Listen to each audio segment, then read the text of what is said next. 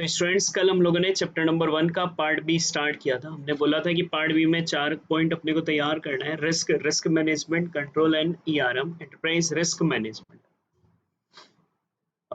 Risk हम लोग complete कर चुके हैं। 3 क्वेश्चन हमने देखे थे। रिस्क का मीनिंग क्या होता है?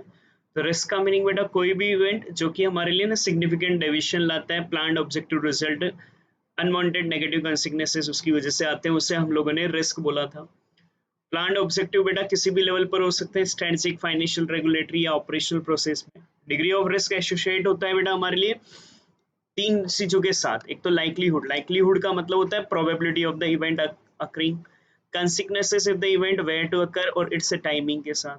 सोर्स क्या होते हैं? तो हमने 8 सोर्स कहे थे कि ना हमारे लिए यहाँ पर रिस्क के 8 सोर्स रहते हैं। एक होता है commercial and legal relationship, economic circumstances, human behaviour, natural events, political circumstances, technological and technical issues, management activities and controls and individual activities। अब रिस्क की कैरेक्टरिस्टिक्स क्या होती है? तो हमने 3 कैरेक्टरिस्टिक्स देखा था। ये पोटेंशियल लॉस है जो कि थ्रेट एंड वनरेबिलिटी प्रोसेस की वजह से होता है। मैंने थ्रेट एंड वनरेबिलिटी भी समझाया था आप लोगों को। वनरेबिलिटी का बेसिक मतलब हम लोगों ने कहा था कि लूप होल होना, वीकनेस होना, और उस वीकनेस की वजह से बेटा हमारे को नुकसान होने, हमारे लिए थ्रेट होता है। तो हमारे लिए 2 बातें थी। एक तो था बेटा लूपहोल होना, वीकनेस होना, वो हमारे लिए वनरेबिलिटी था, और उस वीकनेस की वजह से कोई इवेंट होना वो हमारे लिए थ्रेट था, जिससे कि हमारे लिए पोटेंशियल लॉस हो, वो रिस्क है। और फिर हमने कहा था ये जो अनसर्टेनिटी ऑफ लॉस होता है इसे हम लोग प्रोबेबिलिटी कहते हैं। और ये प्रोबेबिलिटी बेटा हमारे लिए ना किसकी वजह से रहती है? Threat agent mounting a specific attack against a particular system. ये 3 कैरेक्टरिस्टिक्स हमारे लिए था। फिर रिस्क को हम लोगों ने डिफाइन करा था कि टाइप हमारे लिए बेटा ना 3 टाइप थे। बिजनेस रिस्क 6 टाइप का, फिर हमारे लिए पास था टेक्निकल रिस्क बेटा 12 टाइप का, और डाटा रिस्क हम लोग ना 3rd चैप्टर में रीड करेंगे। तो बिजनेस रिस्क में था एक तो स्ट्रेटेजिक रिस्क, ये वो रिस्क है जो कि प्रिवेंट करता है ऑर्गेनाइजेशन को कि उसका गोल अचीव ना कर पाए। फाइनेंशियल रिस्क बेटा ना हमारे लिए नेगेटिव फाइनेंशियल इम्पैक्ट डालता है ऑर्गेनाइजेशन पे। रेगुलेटरी रिस्क बेटा ना हमारे लिए एक्सपोज होता है जब ऑर्गेनाइजेशन पर फाइन एंड पेनल्टीज लगे क्योंकि हमने कोई रेगुलेटरी कंप्लायंसेस को पूरा नहीं करा हो। ऑपरेशनल रिस्क ये प्रिवेंट करता है ऑर्गेनाइजेशन को कि वो इफेक्टिव एंड एफिशिएंट मैनर में अपना ऑपरेशन ना कर पाए। हजार्ड रिस्क बेटा इंश्योरेबल होता है, यहाँ नेचुरल डिजास्टर वगैरह, यहाँ पर हम लोग हमारी लाइबिलिटीज को ना ट्रांसफर कर पाते हैं। रेजिडुअल रिस्क बेटा सब कुछ डिसाइड करने के बाद भी जो काउंटर मेजर को एनालाइज एंड इम्प्लीमेंट करने के बाद भी जो रिस्क बच जाता है उसके बाद उसे रेजिडुअल रिस्क कहते हैं। रेजिडुअल रिस्क बेटा ना हमारे लिए 2 तरीके से मैनेज कर सकते थे। एक तो एक्सेप्टेंस ऑफ रेजिडुअल रिस्क, उसे एक्सेप्ट कर लो, एंड सिलेक्शन ऑफ सेफगार्ड। हम सेफगार्ड लेकर भी आ जाएं फिर भी बेटा इसकी तो प्रोबेबिलिटी रहेगी कि ये रिस्क होगी। इसे पूरी तरीके से एलिमिनेट नहीं किया जा सकता, सिर्फ मिनिमाइज ही किया जा सकता है। फिर था टेक्नोलॉजी रिस्क, बीपीए की वजह से बेटा हमारा सारा प्रोसेस जैसे हम टेक्नोलॉजी पर ला रहे हैं तो चले ही जा रहे हैं, और टेक्नोलॉजी की वजह से ना आज की डेट में हमारे कुछ और नए रिस्क भी हैं जो कि हम लोगों को ध्यान रखने चाहिए। तो 12 टाइप के रिस्क थे। एक तो फ्रिक्वेंटली चेंज हो जाती है टेक्नोलॉजी, बहुत सारे यहाँ पर बेटा आर्किटेक्चर होते हैं तो इसलिए मल्टीप्लिसिटी चाहिए होती है, और कॉम्प्लेक्सिटी हमारे लिए बड़ी हो जाती है, इसलिए हमें पूरा नॉलेज होना चाहिए। डिफरेंट टाइप ऑफ कंट्रोल चाहिए बेटा, डिफरेंट टाइप ऑफ बेटा हमारे लिए टेक्नोलॉजी सिस्टम्स के लिए प्रॉपर अलाइन होना चाहिए हमारी टेक्नोलॉजी, एक तो बिजनेस ऑब्जेक्टिव के साथ and legal and regulatory requirement के साथ। हमारी 2 बातें वेंडर के लिए, वेंडर पर डिपेंडेंसी बढ़ जाती है और वेंडर रिलेटेड कंसंट्रेशन रिस्क हमारे लिए होता है। फिर एसओडी बेटा हमारे लिए segregation of duty, proper access होना चाहिए, सबको अपना अपना रिस्पॉन्सिबिलिटी ड्यूटी के अकॉर्डिंग ही एक्सेस देने चाहिए, सबको सारे एक्सेस नहीं देने चाहिए। फिर 4 बातें, एक्सटर्नल थ्रेट, बाहर के लोग आकर बेटा अटैक कर फ्रॉड होगा। इंटरनल एम्प्लॉइज इंटेंशनली या अनइंटेंशनली बेटा हम लोगों को इम्पैक्ट कर सकते हैं। सोशल इंजीनियरिंग, अटैकर क्या करते हैं? एम्प्लॉइज के साथ मिलकर उनसे इंफॉर्मेशन निकलवाते हैं। साथ ही में बेटा हम लोगों को गवर्नेंस प्रोसेस जो भी हम लोगों ने डिसाइड करी है पॉलिसी को उसे पूरी तरीके से गवर्न करना चाहिए, रिव्यू करना चाहिए, टॉप मैनेजमेंट को देखना चाहिए कि पूरी तरीके से फॉलो हो रही है सिक्योरिटी पॉलिसी। और आखिरी में बेटा ये हमें इंश्योर रहना चाहिए कि हमारा बिजनेस कंटिन्यूटी रहे, जब भी हमारे लिए कोई मेजर एक्सीजेंसी हो जाए तो भी हमारे पास बैकअप प्लान रहे कि हमारा टेक्नोलॉजी कोलैप्स भी हो जाए तो भी हमारा सिस्टम ना रुके और हम वर्किंग कर पाए। तो ये 3 बातें बेटा हमने रिस्क में पढ़ी थी। आज छोटा ही टॉपिक है और वो है रिस्क मैनेजमेंट। छोटे छोटे टॉपिक भी लेते चलो अच्छे से, थोड़ा थोड़ा टाइम लेकर, तो भी आपकी थ्योरी कंप्लीट हो जाएगी। रिस्क मैनेजमेंट आज छोटा ही टॉपिक है रिस्क मैनेजमेंट में हमने ये पढ़ना है कि रिस्क को मैनेज कैसे करें। तो देखो हमने कहा ना सर रिस्क क्या है, तो हमने कहा ना रिस्क एक इवेंट है जो हमारे लिए सिग्निफिकेंट डेविएशन लाता है हमारे प्लान्ड ऑब्जेक्टिव्स में, जिससे हमारा ना बेटा नेगेटिव इम्पैक्ट आता है, अनवांटेड नेगेटिव इम्पैक्ट हमारे लिए आता है, वो रिस्क है। रिस्क तो हमें पता चल गया कि हमें चलिए रिस्क है, हमें उस रिस्क को मैनेज भी तो करना जरूरी है। हमने डिसाइड कर लिया कि कोरोना से हम लोगों को रिस्क तो है, अब इसे मैनेज करना जरूरी है ना। मैनेज करने के लिए हम लोग क्या करते हैं, हम लोग कुछ ना कुछ स्टेप्स लेंगे, उन स्टेप्स को बेटा ना हम लोग इम्प्लीमेंट करेंगे, और उसके साथ हम लोग एक टारगेट डिसाइड करेंगे कि हमें अगर बाई चांस ये इवेंट हो जाए, क्योंकि हमने रिस्क का मतलब कहा है कि रिस्क हमारे लिए इवेंट है जिसकी वजह से हम लोगों को ना डेविएशन आएगा सिग्निफिकेंट हमारे प्लांट में, और अनवांटेड नेगेटिव इम्पैक्ट आएगा। तो अब हम लोग ना उस रिस्क को जब पता कर चुके हैं कि हाँ हम लोगों को इस इवेंट से ये रिस्क है, इससे नुकसान हो सकता है, इतना नुकसान हो सकता है, तो फिर हम लोग ना कुछ स्टेप्स लेंगे जिससे कि हम लोग ना एक एक्सेप्टेबल लेवल तक ही रिस्क को रखें। एक्सेप्टेबल लेवल तक रिस्क का रखने का मतलब रेजिडुअल रिस्क तो फिर भी रहेगी ना, थोड़ा बहुत नुकसान तो होगा ही, जैसे आज भी 30-35 हजार लोग तो पेशेंट है ही, तो रेजिडुअल रिस्क तो रहेगी, लेकिन वो लेवल तक ही रहनी चाहिए। मतलब हमने डिसाइड किया कि इससे ऊपर नहीं जाना चाहिए, वहां तक ही हमारा रहना चाहिए। ये रिस्क मैनेजमेंट कहलाता है। तो रिस्क मैनेजमेंट कब शुरू होगा, मैनेजमेंट तब करोगे ना जब तुम रिस्क को असाइन करो, असेसिंग करो। असेस करना का मतलब होता है पहले आप लोग ना उसे पता करो कि कितना हमारे लिए रिस्क हो सकता है। तो पहले तो रिस्क का असेस करो कि हमारे लिए कितना रिस्क हो सकता है, फिर कुछ स्टेप्स लो, और वो स्टेप्स क्या होने चाहिए कि हमारा ना मिनिमाइज हो, मिनिमाइज हम लोग बेटा एक्सेप्टेबल लेवल तक रख पाए, और वहीं तक ही हमारे लिए रिस्क की कंटेंट रहनी चाहिए, उससे ऊपर नहीं आना चाहिए। उससे हम लोग रिस्क मैनेजमेंट कहते हैं। तो बेटा क्या है, risk management is the process of, क्या क्या आता है, एक्सेसिंग रिस्क, एसेस करना, assessing risk, taking steps to reduce risk to an acceptable level, एक एक्सेप्टेबल लेवल पर, क्योंकि रेजिडुअल रिस्क तो रहेगी ना, इससे ऊपर तक का अपने को नुकसान नहीं होना चाहिए, maintaining that level of risk, और इस रिस्क को मेंटेन कर पाए, ये रिस्क मैनेजमेंट होता है। तो तीन बातें रिस्क मैनेजमेंट में आती है।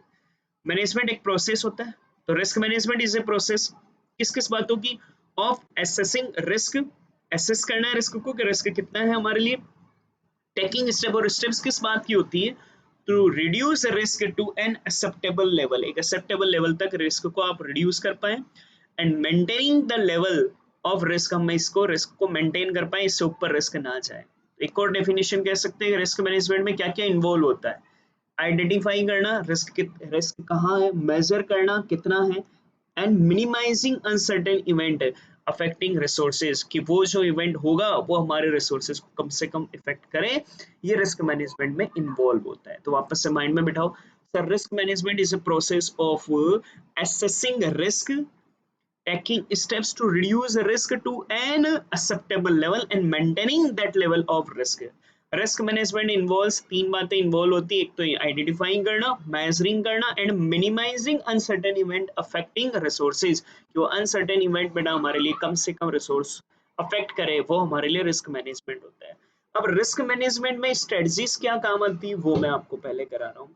रिस्क मैनेजमेंट, रिस्क को मैनेज करना, सर रिस्क मैनेजमेंट क्या है, अभी कहा ना, is the process of assessing risk, फिर steps taking on minimizing the level of risk and maintaining that level of risk, ये प्रोसेस हमारे लिए रिस्क मैनेजमेंट है। कैसे रिस्क को मैनेज कर सकते हैं, पांच तरीके होते हैं बेटा रिस्क को मैनेज करने के। पहला तरीका, टॉलरेट एक्सेप्ट द रिस्क, कि ठीक है रिस्क होगी उसे टॉलरेट करो, ध्यान ही मत दो, होगा जो देखा जाएगा, नुकसान जो होगा जो देखा जाएगा। पाकिस्तान यही कर रहा ना, कोरोना में टॉलरेट कुछ नहीं करना, अपनी तरफ से कोई मैनेज नहीं करना, होगा जो देखेंगे। जनरली बिजनेस में ना जो लो कैटेगरी की रिस्क होती है उसको टॉलरेट किया जाता है, उसके लिए हम लोग कोई प्लानिंग वगैरह नहीं करते, कोई मैनेज नहीं करते, हम भी हमारे घर पर नहीं करते ना। गोल्ड को ज्यादा रिस्क है चोरी होने की तो अच्छे से मैनेज करते हैं, अखबार की रद्दी के लिए हम लोग कोई मैनेजमेंट थोड़ी ना करते हैं, टॉलरेट करते हैं ना, ठीक है नुकसान हुआ चलता है, कोई इशू नहीं हमारे लिए। तो पहला होता है बेटा टॉलरेट करना, एक्सेप्ट करना। तो one of the primary function of management is minimising, managing risk. Some risk may be consider minor, बहुत माइनर होती है, because their impact and probability of occurrence is low, क्योंकि ये बहुत कम होगी और इस पर प्रोबेबिलिटी भी बेटा हमारे लिए कम होगी। In this case consequently accepted the risk as a cost of doing business is appropriate, as well as periodically reviewing the risk to ensure its impacts remain low। तो बेटा ना इसकी कॉस्ट बहुत ही कम आती है, हम इसको periodically रिव्यू जरूर करते हैं कि हाँ वास्तव में इसकी लो ही है, उसको हम लोग कहते हैं टॉलरेट एक्सेप्ट रिस्क। अब इसी तरह का एक नया नाम इन्होंने वापस दिया है, वो का वही है, और वो है हमारे लिए टर्न बैक। तो ये भी वही है कि जब प्रोबेबिलिटी और इम्पैक्ट ऑफ रिस्क लो होता है तो मैनेजमेंट डिसाइड करता है कि इसको इग्नोर करें। तो एक ही बात है बेटा हमारे लिए, टॉलरेट करना। तो टॉलरेट रिस्क भी वही है, टर्न बैक में भी बेटा हम लोग ना, जब प्रोबेबिलिटी कम है हमारे लिए तो मैनेजमेंट इसको इग्नोर करता है। टॉलरेट पे बेटा हम लोग बेसिकली रिव्यू करते रहते हैं कि हमारे लिए रिस्क तो है लेकिन इसकी जो कॉस्ट आ रही है वो बहुत ही कम आ रही है, तो हम लोग ये रिव्यू जरूर करते रहते हैं कि वो लो ही है हमारे लिए। फिर आता है बेटा टर्मिनेट, एलिमिनेट द रिस्क। यहाँ हम क्या करते हैं कि हमें अगर पता है कि किसी इवेंट से रिस्क है तो हम लोग ना उसको उसको एलिमिनेट करना चाहेंगे कि ये इवेंट हमें नुकसान ना पहुंचाए। तो मान लीजिए कोई टेक्नोलॉजी हम लोग काम में ले रहे हैं और हमें पता चल जाए, मेजर हमने कर लिया कि टेक्नोलॉजी फेल होने के चांसेस ज़्यादा है, तो हम क्या करेंगे ना, ये रिस्क से बचने के लिए हम लोग उस टेक्नोलॉजी को ही चेंज कर देंगे। किसी सप्लायर या वेंडर से हमें नुकसान होने की पॉसिबिलिटी, मतलब वो टाइमली हमें गुड्स नहीं दे पाएगा, तो बेटर रहेगा ना उस रिस्क से ही हट जाएं, तो हम लोग वेंडर ही चेंज करते हैं। उस सिचुएशन को हम लोग टर्मिनेट एलिमिनेट द रिस्क कहते हैं। It is possible for a risk to be associated with the use of a, risk हमारे लिए किससे हो सकता है बेटा, टेक्नोलॉजी से, सप्लायर और वेंडर से। The risk can be eliminated by replacing the technology with more robust product and by seeking more capable supplier and vendor। तो हम लोग एलिमिनेट कर देंगे, उन बंदों को ही हटा देंगे, नए बंदे रख लो। तो इसको कहते हैं टर्मिनेट करना। फिर आता है बेटा ट्रांसफर रिस्क। जब हम टेक्नोलॉजी को यूज कर रहे हैं तो हमें टेक्नोलॉजी में कभी भी फेलियर आ सकता है, तो हो सकता है कि हम लोग उसको मैनेज करने के लिए ना आउटसोर्स करा लें। आउटसोर्सिंग कराने का मतलब ना हम लोग किसी को कॉन्ट्रैक्ट दे दें कि हमारे यहाँ पर जब भी कोई इशू आएगा, मतलब आप ही पूरी तरीके से हमारा टेक्नोलॉजी इंफ्रास्ट्रक्चर हमें प्रोवाइड करोगे, कोई भी फेलियर आया तो आपकी रिस्पॉन्सिबिलिटी है, जो नुकसान होगा हम आउटसोर्सिंग फर्म से लेंगे। तो हमने क्या करा ना, हमारे रिस्क को ट्रांसफर कर दिया कि हमने मान लो इन्फोसिस को दे दिया कि वो हमारा पूरा आईटी फील्ड वो देखेगा। हमारा मान लीजिए ऑटोमोबाइल की बिजनेस है, उसमें आईटी से रिलेटेड सारा फील्ड हमने इन्फोसिस को दे दिया। अब इन्फोसिस की रिस्पॉन्सिबिलिटी है कि वो हमें प्रॉपर इंफ्रास्ट्रक्चर प्रोवाइड कराए। अगर कोई भी फेलियर आता है, कोई भी इशू आता है, तो फिर ये पूरी लाइबिलिटी ट्रांसफर होगी इन्फोसिस की, इन्फोसिस हमें पे करेगा, इन्फोसिस को हम लोग इसके बदले में जो भी बेटा कॉन्ट्रैक्ट प्राइस होगा वो हम लोग उसे पे करेंगे। ये होता है हमारे लिए ट्रांसफर या शेयर करना रिस्क को। तो risk mitigation approach can be shared with trading partner and supplier. Trading partner या सप्लायर के साथ रिस्क को शेयर करना, जैसे आउटसोर्सिंग इंफ्रास्ट्रक्चर मैनेजमेंट, जो इंफ्रास्ट्रक्चर है उसे आउटसोर्स करा लो। इस केस में क्या होगा, supplier mitigate the risk associated with managing the IT infrastructure by being more capable and having access to more highly skilled staff than the primary organisation. भाई हम खुद इतना अच्छा आईटी स्टाफ नहीं रख पाते ना, बट बेटा इन्फोसिस का तो काम ही है, वो अच्छे से आईटी स्टाफ रख पाएगा, तो ऑटोमेटिक वो अच्छे से हमारे लिए मैनेज कर पाएगा। और अगला है बेटा हमारे लिए ट्रीट को ही हम लोग मिटिगेट द रिस्क भी कहते हैं। Where other option have been eliminated, जब बाकी के ऑप्शन हमारे लिए एलिमिनेट हो जाए तो suitable control must be devised and implement to prevent the risk. तो फिर हम लोग कुछ प्रॉपर कंट्रोल डालें, और वो प्रॉपर कंट्रोल डालकर हम कोशिश करें कि हम रिस्क को कम से कम कर पाए। देखो 5 तरीके होते हैं रिस्क को मैनेज करने के। पहला तो बेटा टॉलरेट या फिर एक्सेप्ट द रिस्क करो। टॉलरेट और एक्सेप्ट द रिस्क का मतलब क्या होता है कि बेटा जब हमारे लिए ना उसका इम्पैक्ट और प्रोबेबिलिटी बहुत ही लो हो तो हम लोग फिर उसको टॉलरेट या एक्सेप्ट कर सकते हैं रिस्क को, कि रिस्क होगा तो होने दो, उसकी हमारे लिए कॉस्ट बहुत ही कम आ रही है, उसका रिव्यू करते रहो कि उसकी कॉस्ट हमारे लिए कम ही है। टर्न बैक में भी यही रहेगा, अगर रिस्क की प्रोबेबिलिटी और इम्पैक्ट बेटा हमारे लिए बहुत ही कम है तो मैनेजमेंट इग्नोर ही करता है, देखता ही नहीं है। यहाँ हम लोग एक्सेप्ट कर रहे हैं, यहाँ हम लोग पूरी तरीके से इग्नोर करते हैं, बस इतना सा फर्क है, बाकी कोई फर्क नहीं है। टर्मिनेट करें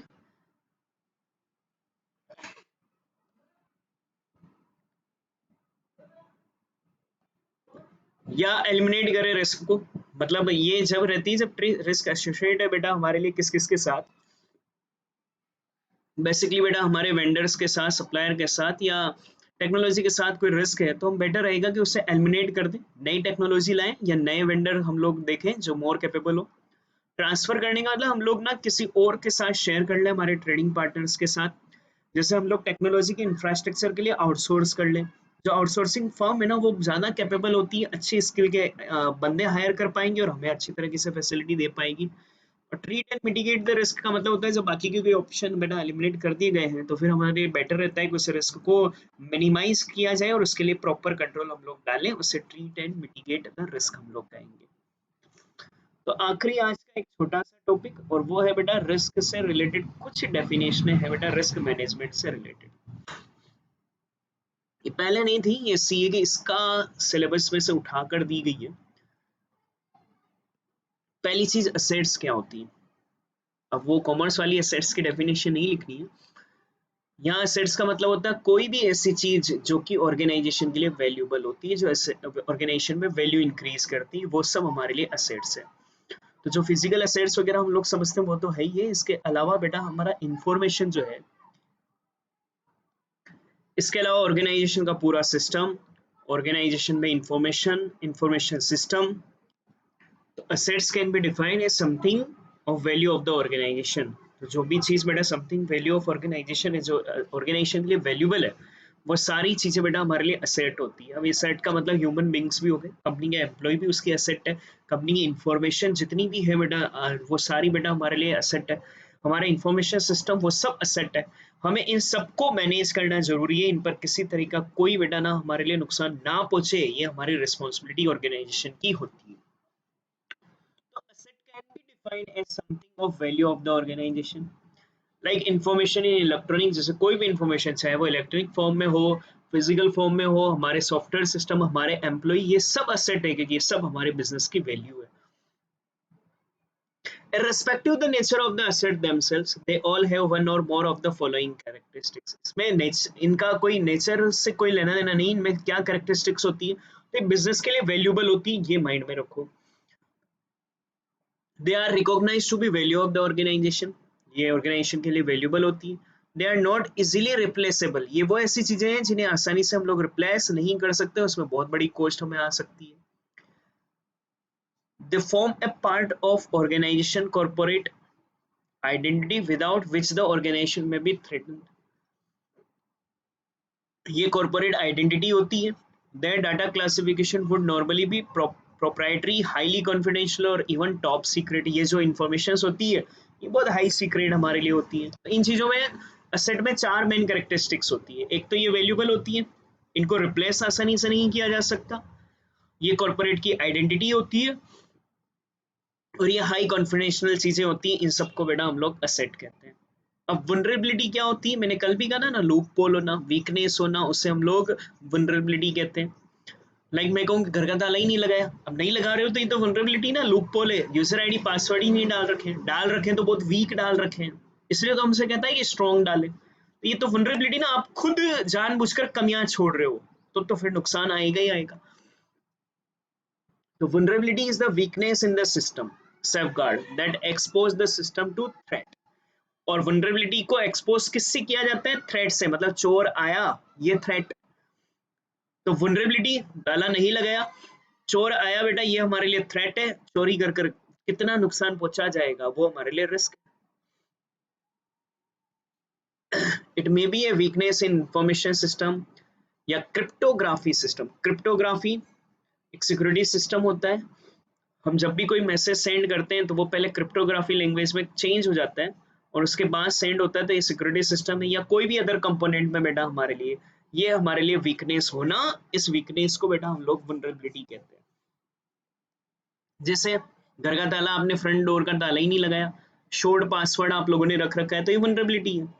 normally vulnerability is a state in A computing system which must have at least one condition. Vulnerability में ये कुछ कंडीशंस होती है बेसिकली, जैसे तो वनरेबिलिटी कमियां क्या क्या रह सकती है हमारे सिस्टम में, कि हमारा सिस्टम ना किसी भी अटैकर को कोई भी कमांड यूज करने को दे दे, तो एक कमी रही, इसलिए तो हो पाया। Allow an attacker to access data that is contrary to of the specified access restriction from that data, restriction को तोड़कर वो एक्सेस कर पा रहा है। Allow an attacker to pose as another entity, वो इस तरीके से बिहेव करे कि वो एक अनदर एंटिटी हो जाए। Allow an attacker to conduct a denial of service, कि एक अटैकर इस तरीके से काम करे कि हम एक ऑथराइज पर्सन है लेकिन हम फिर भी वो काम नहीं कर पाए। तो ये वनरेबिलिटी एक सिस्टम में ना अटेकर को अलाउ कर देती है, कमी अटेकर को अलाउ कर देती है। क्या क्या अलाउ कर देती है कि वो कोई भी आकर कमांड एग्जीक्यूट कर पाता है, वो ना किसी भी डाटा को बेटा यहाँ पर स्पेसिफाई रेस्ट्रिक्ट कर पाता है, एक्सेस कर पाता है, साथ ही में बेटा वो पॉज कर पाता है एक अनदर एंटिटी की तरह, और साथ ही में ना बेटा वो हमें कोई काम करने से रोक सकता है। हमारा यूजर आईडी पासवर्ड सही है लेकिन हम डाल रहे हैं वो हमें काम ही ना करने दे, क्योंकि अटैकर ने कोई बेटा एक्सेस यहाँ पर डिनाइल कर दिया। तो ये वनरेबिलिटी की वजह से बेटा हमारे लिए कंडीशंस आती है। अब थ्रेट क्या है? वनरेबिलिटी को ध्यान से समझना, वनरेबिलिटी जो हमारे लिए है,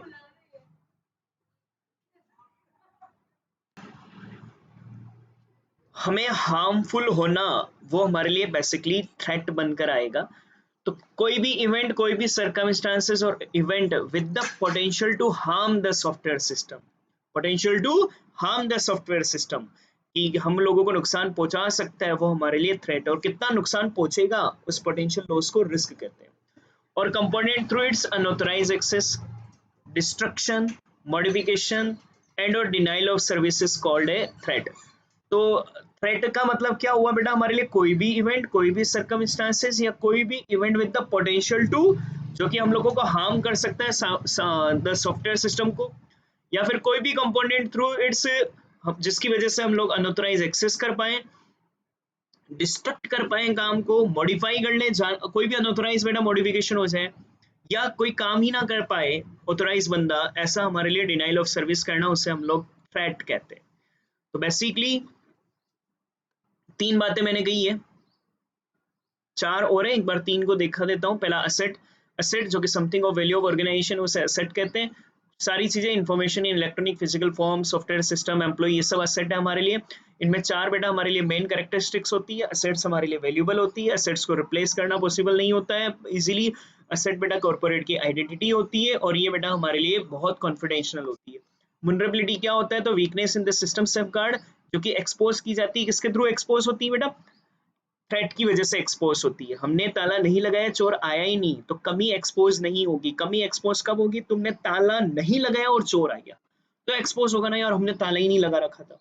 तो ना वनरेबिलिटी बेटा हमारे लिए वीकनेस है सिस्टम सेफगार्ड में, जो कि एक्सपोज कब होती है? जब हमारे यहाँ कोई थ्रेट हो, कोई इवेंट हो। अब थ्रेट क्या है वो हम नीचे देख रहे हैं, कोई भी इवेंट हो ना। अब थ्रेट जैसे हम लोगों ने ताला नहीं लगाया, यूजर आईडी पासवर्ड वीक डाल रखा है। अब नॉर्मली थ्रेट जो वीक हमारे सॉरी वनरेबिलिटी हम लोग कहें, तो वनरेबिलिटी बेटा हमारे लिए क्या क्या कंडीशंस बनाती है सिस्टम में?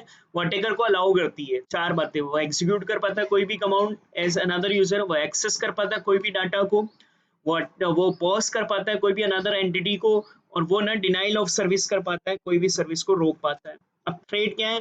तो थ्रेट बेटा कोई भी एंटिटी, कोई भी सर्कमस्टांसेस या कोई भी इवेंट जो कि हमारे लिए पोटेंशियल हम लोगों को हार्म कर सकता है सॉफ्टवेयर को, या कोई भी कंपोनेंट जिसकी वजह से अनऑथराइज एक्सेस कर पाए कोई भी बंदा, डिस्ट्रक्शन कर पाए डिस्ट्रक्ट कर दे काम को, मॉडिफिकेशन कर पाए, और डिनाइल ऑफ सर्विस कर दे, उससे हम लोग थ्रेट कहते हैं। अब एक्सपोजर क्या होता है? एक्सपोजर का मतलब हमारा होता है एक्सटेंट ऑफ लॉस। तो लॉस का एक्सटेंट, एक्सटेंट का मतलब मात्रा, उसे एक्सपोजर कहते हैं। कि हमने ताला नहीं लगाया, चोर आया, तो कितना एक्सपोज होगा? टेक्निकली रिस्क कंटेंट एक तरीके से एक्सपोजर हो गया। कितना एक्सपोज हमारा ऑर्गेनाइजेशन हो पाएगा, कितना हम लोगों को एक्सटेंट ऑफ लॉस हो पाएगा, जब हमारे लिए रियली में वो रिस्क मटेरियलाइज हो जाए, तो उसकी वजह से कितना नुकसान होगा, वो हमारे लिए एक्सपोजर कहलाता है। तो एक्सपोजर का मतलब होता है एक्सटेंट ऑफ लॉस, वो भी कब? जब रिस्क मटेरियलाइज हो जाए, मतलब वो इवेंट वास्तव में हो जाए। अब रिस्क क्या था? हमने ऊपर कहा ना, डेविएशन जिसकी वजह से हमारे लिए आए, तो वो इवेंट जब वास्तव में हो जाए, तो हमें कितना एक्सटेंट ऑफ लॉस हो, वो हमारा एक्सपोजर कहलाता है। And exposure is the extent of loss the enterprise has to face when a risk is materialise. जब रिस्क मटेरियलाइज होगी तो हमें कितना नुकसान होगा, वो हमारे लिए एक्सपोजर कहलाता है। It is not just the immediate impact. Exposure होना एक इमीडिएट इम्पैक्ट नहीं है, but real harm that occur in the long run, या लॉन्ग रन में हमको बहुत बड़ा नुकसान तक देता है। लाइकलीहुड का मतलब प्रोबेबिलिटी होता है। तो प्रोबेबिलिटी ऑफ लॉस बेटा हमारे लिए लाइकलीहुड कहलाता है। और प्रोबेबिलिटी ऑफ लॉस का मतलब जब चोर आए, मतलब थ्रेट हो, तो थ्रेट की वजह से बेटा हमारे लिए कितना एस्टिमेशन नुकसान हो सकता है। तो कितना एक्सटेंट ऑफ लॉस हुआ है वो तो एक्सपोजर, और कितना एस्टिमेटेड लॉस हो सकता है उसे लाइकलीहुड कहते हैं। तो likelihood of the threat occurring is the estimation of probability that the threat will succeed in achieving an undesirable event. तो likelihood है बेटा एक थ्रेड होगा, occurring is the estimation of probability जो कि हमारे लिए थ्रेड बनेगा, उस केस में जितना नुकसान होगा उसे हम लोग likelihood कहेंगे। अब अटैक क्या है? अटैक का मतलब होता है सिस्टम में बेटा अनऑथराइज एक्सेस करना, उसे अटैक कहते हैं। कोई भी बंदा इलीगल अनऑथराइज हमारे सिस्टम में एक्सेस कर पाए उसे हम लोग बेटा अटैक कहते हैं। और अटैक की वजह से तीन चीजें छूट जाती हैं, एक होता है confidentiality, integrity and availability. If you remember हम लोगों ने फर्स्ट पार्ट में इस चैप्टर में पढ़ा था कि हमारे लिए बीपीए जो लाते हैं हम लोग ऑटोमेशन, उसके 4 ऑब्जेक्टिव होते हैं। C8 हम लोगों ने कहा था बेसिकली कॉन्फिडेंशियलिटी। कॉन्फिडेंशियलिटी का मतलब होता है कि जो ऑथराइज बंदा है उसी को चीजें मिले। इंटीग्रिटी का मतलब होता है कि अनऑथराइज मॉडिफिकेशन ना हो। अवेलेबिलिटी का मतलब होता है कि जब चाहा है तब हम लोगों को व्हेन दे नीडेड तब हमको इन्फॉर्मेशन मिल जाए। तो या तो कॉन्फिडेंशियलिटी टूट जाए, कॉन्फिडेंशियलिटी का मतलब वो बंदा ऑथोराइज नहीं है लेकिन फिर भी उसे इन्फॉर्मेशन पता चल जाए, तो ये कॉन्फिडेंशियलिटी खत्म करना कहलाता है। इंटीग्रिटी का मतलब वो बंदा ऑथोराइज नहीं है चीजों को चेंज करने के, लेकिन फिर भी वो चेंज कर पाए, उसे इंटीग्रिटी कहते हैं। अवेलेबिलिटी ये डिनाइल ऑफ सर्विस हो गया ना, मैंने इन्फॉर्मेशन मांगा मुझे नहीं मिल पाए जबकि मैं ऑथोराइज हूँ, इसको कहते हैं अवेलेबिलिटी। और ये सब क्यों हो पाए? क्योंकि किसी बंदे ने मेरे सिस्टम पर अटैक कर दिया। एक अटैक क्या है बेटा? एक attempt to gain unauthorised access. ये अटेम्प्ट है ताकि उसे अनऑथराइज एक्सेस मिल जाए किसी भी सिस्टम सर्विस में, और to compromise the system dependability.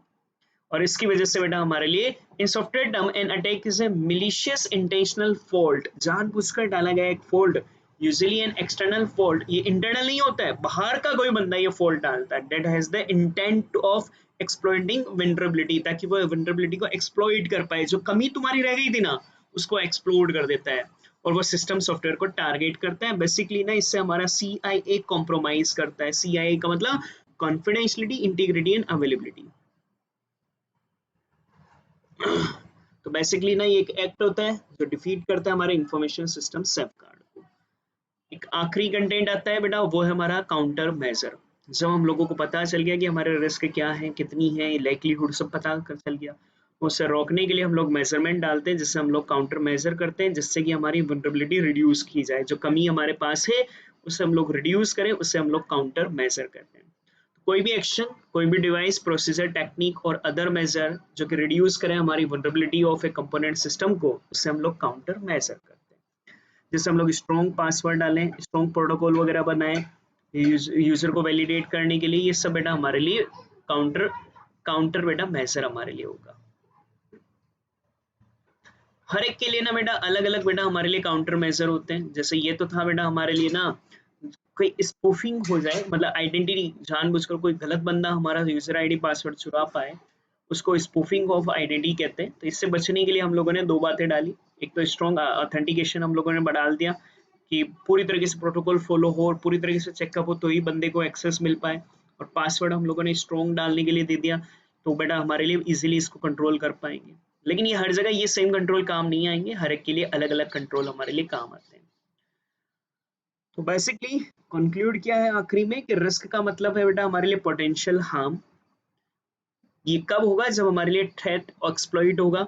और थ्रेट एक्सप्लॉइट कब होगा? जब हमारे लिए particular vulnerability to cause damage to an asset.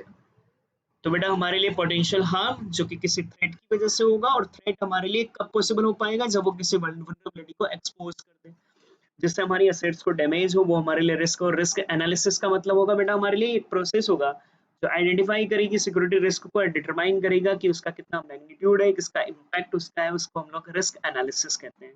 तो रिस्क एनालिसिस में बेटा हमारे लिए आइडेंटिफाई करना कि सिक्योरिटी रिस्क क्या है, डिटरमाइन करना कि कितनी हमारे लिए रिस्क है, मैग्नीट्यूड कितना है, और इसका इम्पैक्ट ऑर्गेनाइजेशन पे कितना होगा।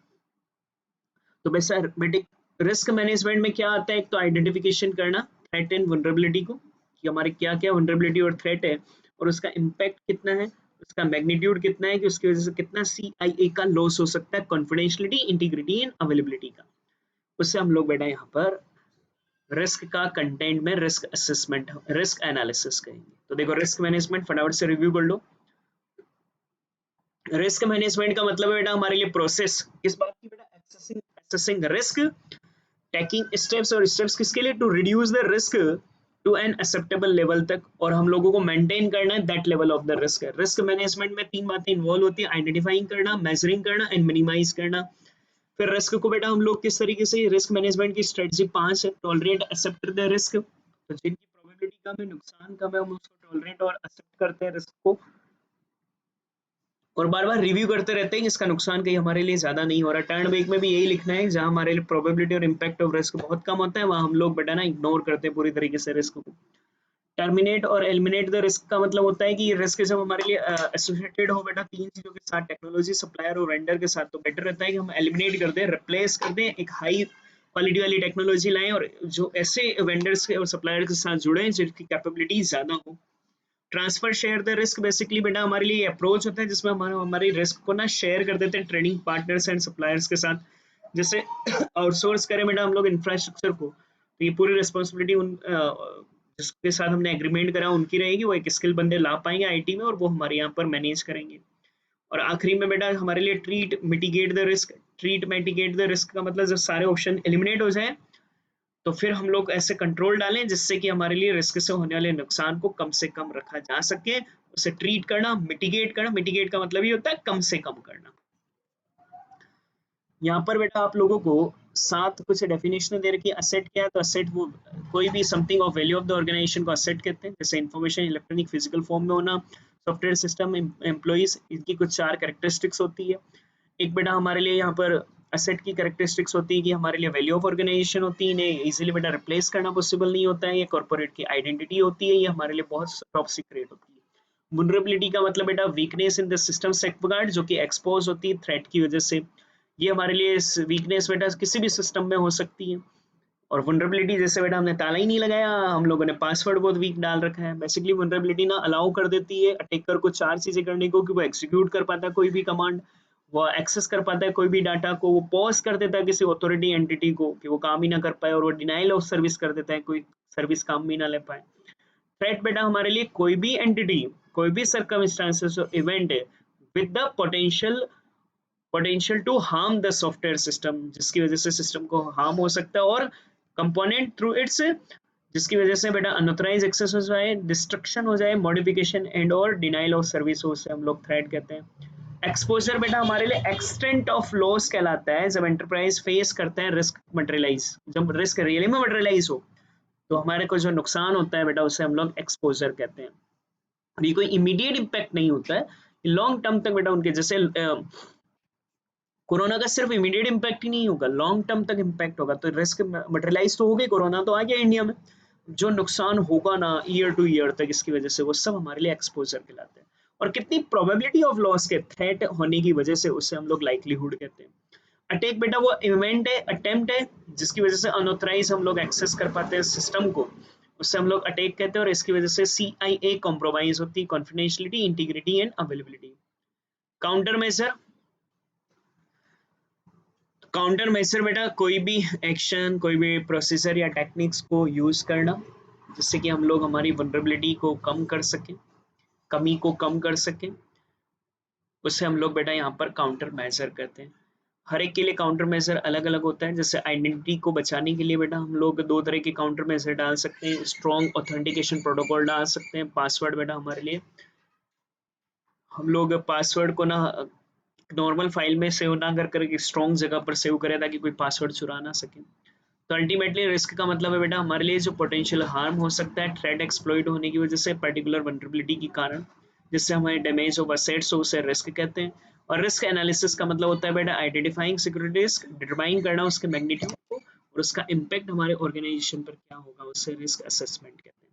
तो रिस्क असेसमेंट में 2 बातें आती हैं, एक तो आइडेंटिफिकेशन करना बेटा थ्रेट एंड वनरेबिलिटी को, और उसका क्या इम्पैक्ट हमारे CI पर होगा, कितना लॉस होगा, उससे हम लोग बेटा रिस्क असेसमेंट कहते हैं, रिस्क एनालिसिस कहते हैं। 12 क्वेश्चन हमने इस चैप्टर में टोटल पढ़े। पार्ट ए में मैंने अब तक 6 क्वेश्चन पढ़ाए थे। उसमें आपने बिजनेस प्रोसेस का मीनिंग, बिजनेस प्रोसेस की कैटेगरी, ऑटोमेटेड बिजनेस प्रोसेस में 4 क्वेश्चन, ऑटोमेटेड बिजनेस प्रोसेस का बेटा मीनिंग, उसके ऑब्जेक्टिव बेटा हमारे लिए, उसके बेनिफिट और उसकी स्टेप्स को हम लोगों ने रीड करा था। फिर कल हम लोगों ने रिस्क में 3 क्वेश्चन करे हैं, रिस्क का मीनिंग हम लोगों ने पढ़ा है। रिस्क के मीनिंग के बाद बेटा हम लोगों ने सेकंड क्वेश्चन बेटा वहां पर रीड करा था, जिसमें हम लोगों ने ना रिस्क की कौन कौन सी कैटेगरी कंटेंट, सोर्स था, सोर्स ऑफ रिस्क 8 पढ़े हम लोगों ने। फिर 3 टाइप की रिस्क, बिजनेस रिस्क, 6 टाइप की, टेक्नोलॉजी रिस्क 12 टाइप की और डाटा रिस्क जो कि थर्ड चैप्टर में पढ़ेंगे। 3 क्वेश्चन मैंने आपको यहाँ रिस्क मैनेजमेंट में पढ़ाए हैं, रिस्क मैनेजमेंट का मीनिंग, फिर 7 डेफिनेशन और 5 स्ट्रेटजीज। तो यहाँ तक अच्छे से तैयार करें। कल हम लोग कंट्रोल शुरू करेंगे, तो शायद 2 दिन आपका चलेगा, उसके बाद कंट्रोल फिनिश।